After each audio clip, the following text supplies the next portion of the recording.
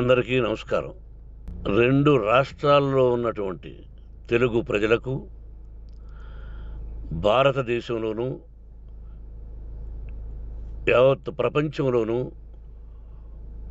ఉన్నటువంటి తెలుగు, మిగతా భాషలలోని అభిమానులకు, నా శ్రేయోభిలాషులకు, ఆత్మీయులకు, ప్రజా ప్రతినిధులకు, 2 రాష్ట్రాల ముఖ్యమంత్రులకు, మీడియా ప్రతినిధులకు నా హృదయపూర్వక నమస్కారాలు.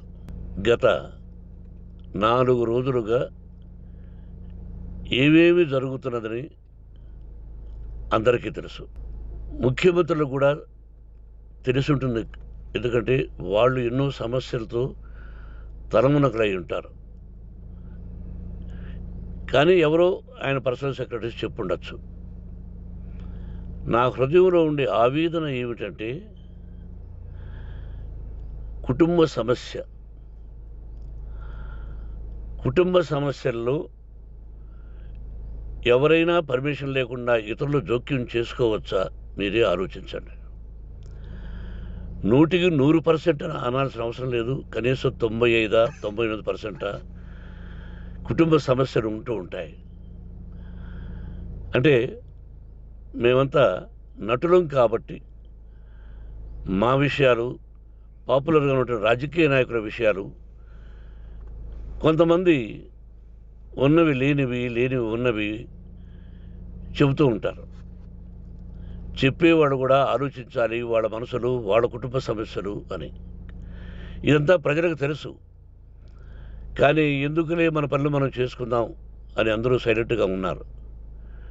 ఇప్పుడు ప్రజలకు కూడా, కొంతమంది రాజకీయ నాయకులు కూడా ఆలోచించుకోవాల్సిన విషయం. విజువల్స్ చూడండి, టీవీల్లో వస్తున్నాయి, సోషల్ మీడియాలో వస్తుంది. రాత్రి 8 గంటలకు గేటు తోసుకుని నా బిడ్డ మనోజ్ కుమార్ వచ్చాడు. అది రైటా రాంగా పర్సనల్ విషయం, తర్వాత మాడుకోవచ్చు. పత్రికాధిపతులు, అది పత్రికా సోదరులు 4 రోజుల నుంచి నా ఇంటి ముందు మనుషులను పెట్టుకుని, వ్యాన్లు పెట్టుకుని అలా ఉండడం ఎంతవరకు న్యాయం?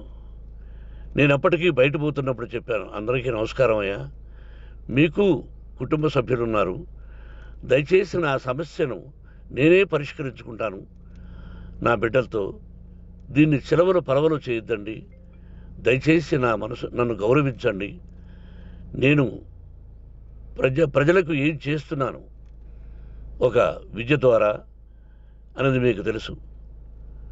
నటుడిగా మీ అందరికీ తెలుసు. ఒక రాజ్యసభ సభ్యుడిగా మీకు తెలుసు.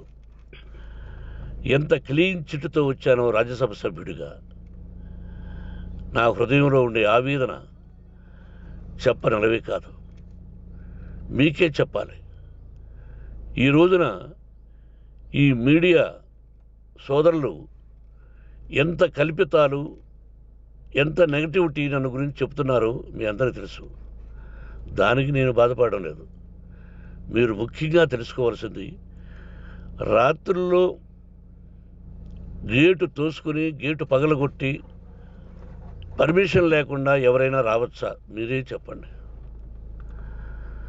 వచ్చిన వాళ్ళు అందరూ మీడియా సోదరులా, లేకపోతే ఇంకెవరైనా నా మీద పగ, రాగద్వేషాలతో ఏదో ఒక ఛానల్ చేతులు పెట్టుకుని అలా వచ్చి ఉంటారేమో సందేహం.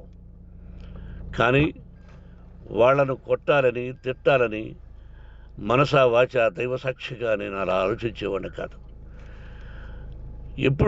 ఎందుకు? వాళ్ళు ఉద్యోగస్తులు, నేను కూడా ఉద్యోగస్తునే, అందరూ కూలివాళ్ళం. భగవంతుడు ఇస్తుంటాడు మనకు కూలి. ఎవరికి ఏమిటి అనేది ఆయన నిర్ణయిస్తాడు. ఇది మీ అందరికీ తెలుసు. వాళ్లకు నేను చెప్పినా వినకుండా ముందు నమస్కారం పెట్టాను. అయినా అతను నేను కొట్టామనే చెప్తున్నారు తప్ప, మైక్ తీసుకెళ్ళి నోట్లో పెట్టాము, నా కన్ను పోవలసింది. కన్ను పోయి ఉంటే అప్పుడు నేను కేసులు పెట్టాలి.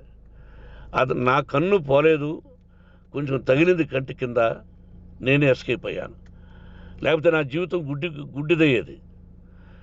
అతనికి తల కాదు చెంప మీద తగిలిందన్నారు.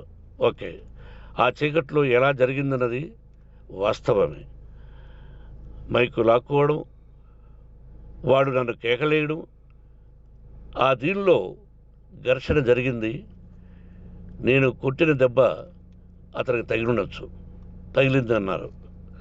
దానికి హృదయపూర్వకంగా బాధపడుతున్నా. అతను నాకు తమ్ముడే. ఒక తల్లి బిడ్డలం కాకపోయినా I love them, I like them. అటువంటిది ఈ రోజుకి బాధపడుతున్నా నేను. అయ్యో, అతని భార్య ఎంత బాధపడుతుందో, అతని పిల్లలు ఎంత బాధపడుతున్నారో అని నేను ఆలోచిస్తున్నా. మరి నేనెంత ఆవేదనకు గురి హాస్పిటల్లో అయ్యానో. నటించింది సినిమాలో నటిస్తాను తప్ప నిజ జీవితంలో నటించాల్సిన అవసరం లేదు. నాకున్నది ఒకటి ధైర్యం, సాహసం. నీతిగా, న్యాయంగా, ధర్మంగా బ్రతకాలన్నది నా ఆలోచన. ఎందుకు కొట్టాలి? గేటు బయటుండి నేనేమైనా అసభ్యకరంగా వాళ్ళని కొట్టుంటే డెఫినెట్గా నా మీద 50 కేసులు కాదు 100 కేసులు పెట్టి నన్ను అరెస్ట్ చేయొచ్చు. లేకపోతే నేనే పోలీస్ స్టేషన్ పోయి, అయ్యా, ఆవేశంలో నా ఇంటి బయట ఉన్న వాళ్ళను కొట్టాను, నాది తప్పే అని పోలీస్ స్టేషన్కి ధైర్యంగా పెడతాను. కానీ ఇంటి లోపలికి వచ్చి నా ఏకాగ్రతను, నా మనశ్శాంతిని భగ్నం చేశాడు. ఆల్రెడీ నా బిడ్డ చేస్తున్నాడు. అయినా నీ కన్నబిడ్డ, ఎప్పటికీ నీ కన్నబిడ్డే. ఏదో ఒక రోజున న్యాయం జరుగుతుంది, మేము కూర్చొని మాట్లాడుకుంటాం. దీనికి మధ్యవర్తులు అక్కర్లే. కుటుంబ సమస్యలకు బయట వాళ్ళని పిలిపించి ఇలా చేయండి, మీరు ఇలా మాట్లాడండి అని చెప్పక్కర్లే. కట్టు బట్టలతో మద్రాసుకు వెళ్ళేవాడిని. ఆల్రెడీ మీకు చెప్పాను. పైసా లేకుండా కట్టుబట్టలతో, చెప్పులు సగం కింద అరిగిపోయి అలా వెళ్ళినవాడిని. మా తల్లిదండ్రులు అద్భుతమైన జన్మను ప్రసాదించారు. ఒక్క పైసా ఇవ్వాల.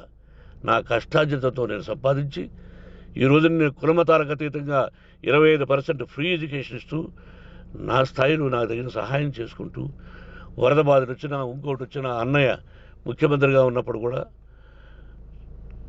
ఎన్నో చేశాను. బట్ అవి మర్చిపోయి ఈరోజు కొట్టింది మాట్లాడుతున్నారు. ప్రజాప్రతినిధులారా, నా అభిమానులారా, తెలుగు ప్రజలారా, తమిళ, మలయాళం, కన్నడ అభిమానులారా, ఆలోచించండి. నేను చేసినది తప్పు, కొట్టినది తప్పు. ఏ సందర్భంలో కొట్టాల్సి వచ్చింది? మీ ఇంటికి దూరితే ఒప్పుకుంటారా? మీ ఏకాగ్రతను భగ్నం చేస్తే ఒప్పుకుంటారా? మీరే ఆలోచించండి. న్యాయాధిపతులు కానీ, ప్రజాప్రతినిధులు కానీ, అభిమానులు కానీ, వ్యాపారస్తులు కానీ, ఇదే మీడియా ప్రతినిధులు కూడా వాళ్ళ ఇళ్ళలోకి ఎవరైనా దూరి, ఏయ్ మమ్మల్ని గురించి ఇలా రాశావు అని ఆ ఇళ్ళల్లోకి ఒక 10 మంది వెళితే వాళ్ళు దండం పెట్టి పంపిస్తారా? ఏం చేస్తారు చెప్పండి? మీకు టీవీలు ఉన్నాయి, మాకు టీవీలు లేవు. నేను కూడా రేపు టీవీ పెట్టచ్చు. అది కాదు గొప్ప. నా హృదయపూర్వకంగా చెప్తున్నా. అతని మనసును బాధ పెట్టినా, అతను గాయమైన దానికి చాలా చింతిస్తున్నాను. చింతించే లాభం ఏమిటండి అంటే, మరి ఏం చేయాలి? మీరు చేసిందంటే మళ్ళీ చెప్తున్నా. అసలు అతను నిజంగా జర్నలిస్టా కాదా అని ఆ చీకట్లో నాకు ఎలా తెలుస్తుంది? టీవీ 9 అని నాకు ఎలా తెలుస్తుంది? ఏదో ఒక కంటి మీదకి ఒక మైక్ వచ్చింది, దానికి అబక్కం లాక్కున్నాను. ఇది వాస్తవమే, అసత్యం కాదు. అది టీవీ 9, ఆ టీవీ 9 మైక్నే లాక్కోవాలి. అది ఏంటండి? నేనేమన్నా మూర్ఖుడినా? వాళ్ళందరూ నాకు కావలసిన వాళ్ళే. ఈ రోజున ఆ రజనీకాంత్, అతను కూడా ఎన్నో ఫోన్లు నేను చాలా సందర్భాల్లో మాట్లాడున్నాను. ఇట్స్ లైక్ మై సన్నా, లేకపోతే బ్రదరా,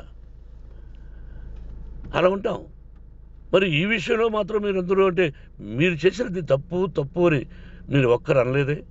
కానీ జర్నలిస్టు సోదరులు, ఒక ఆడపడుచు, దాదాపు ఒక 5-6 మంది ఆడపడుచులు, ఒక 5-6 మంది సోదరులు, వాళ్ళందరూ మాట్లాడారు. కొట్టడం తప్పైనా ఏ సందర్భంలో కొట్టవలసి వచ్చింది, ఇవన్నీ క్లియర్గా మాట్లాడారు.